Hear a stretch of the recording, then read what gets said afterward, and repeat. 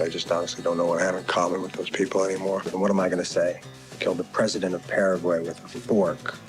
How have you been? Grosse Pointe Blank is a film from 1997. It's an action dark comedy about an assassin and the emotional turmoil that he faces from having to go to his high school reunion. So this one was chosen by one of our supporters over on Patreon called Jason, and he thinks that this film is underrated and underseen. So at the time of recording over on IMDb, it gets 7.3 out of 10. The audience on Rotten Tomatoes give it 87%, so a little bit higher, and the critics give it 82%, which is sort of in the middle. It didn't do great at the box office, but it has become a little bit of a cult hit, so we'll see if we think it is underrated or underseen. Now, I had seen this one before, but you hadn't, so tell us a little bit about what your thoughts were.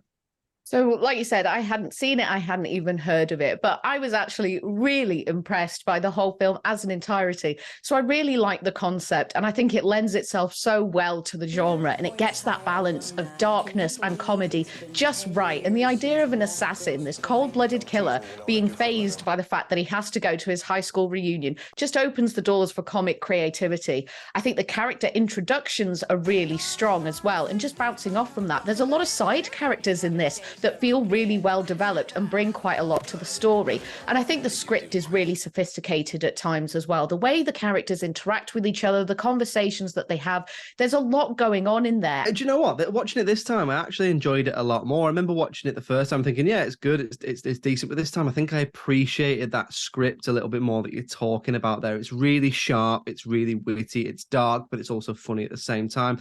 Like you say, John Cusack's character Martin Blank's killing people for a living, but he's scared of his high school reunion. So there's loads of different layers of comedy in there, which I really liked. And I think John Cusack's he's an interesting screen presence. I always see him as a bit of like a sexy everyman, but he's also a bit of a dark side. He's got that touch of the Nicolas Cage about him, but at the same time, he's also got the touch of the Tom Cruise about him. Quite your standard leading man, but with an edge. What have you been doing with your life? Professional killer.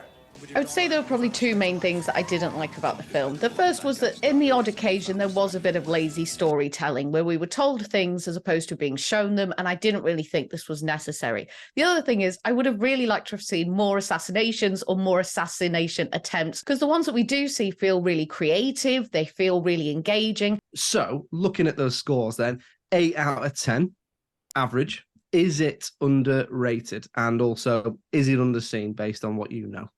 For me, that score isn't underrated, but from what we've seen after putting the episode out there, a lot of people really love this film, which has been really interesting to discover. So I can see why people would think it's underrated, but I do certainly think that it's underseen. And I just don't think that people, especially modern audiences, are going back and watching this.